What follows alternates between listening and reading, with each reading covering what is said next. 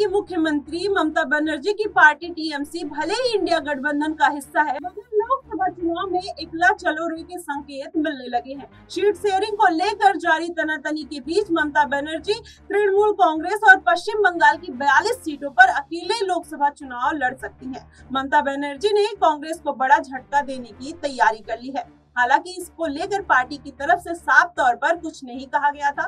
कहा जा रहा है कि टीएमसी के सीट के बंटवारे में हो रही देरी से ममता बनर्जी नाराज हैं। शेयरिंग को लेकर कांग्रेस और टीएमसी के बीच लगातार घमासान जारी है। ये देखते हुए 2019 के लोकसभा चुनाव के दौरान उन निर्वाचन क्षेत्रों में किसका प्रदर्शन बेहतर रहा। टीएमसी कांग्रेस को केवल 2 सीटें देने को तैयार है।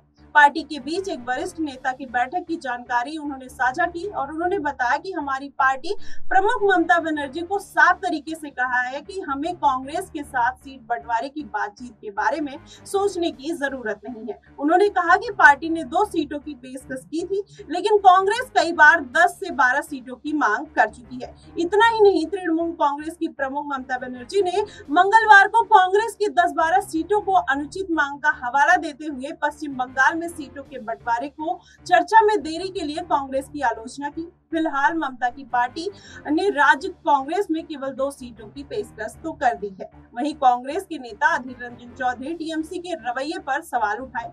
उन्होंने कहा कि बंगाल की सत्तारूढ़ पार्टी से सीटों के लिए हम भीख नहीं मांगने वाले। बताते चले कि 2019 की लोकसभा चुनाव में टीएमसी को 22 सीटों पर जीत मिली थी, जबकि कांग्रेस ने सिर्फ 2 सीटें जीती थी और भाजपा ने राज्य में 18 सीटें हासिल की थी। मंगलवार को अधीर रंजन चौधरी ने ममता बनर्जी को अवसरवादी बताया और कहा कि कांग्रेस उनकी दया पर चुनाव नहीं लड़ेगी। राहुल गांधी ने कहा कि सीट बंटवारे पर बात चल रही है और यहाँ पर वो कोई टिप्पणी नहीं करना चाहते, लेकिन ममता बनर्जी मेरी और हमारी पार्टी के बहुत करीबी हैं। कभी कभी हमारे नेता कुछ कहते हैं और उनके नेता कुछ कहते हैं और यह सब चलता रहता है। यह स्वाभाविक बात है, ऐसी टिप्पणियों से हमें कोई फर्क नहीं पड़ेगा। लेकिन आने वाले समय में देखने वाली बात होगी कि गठबंधन में क्या फूट पड़ सकती है या नहीं, या राहुल गांधी एक अच्छे लीडर की तरह अपने गठबंधन को संभालते हुए नजर आएंगे।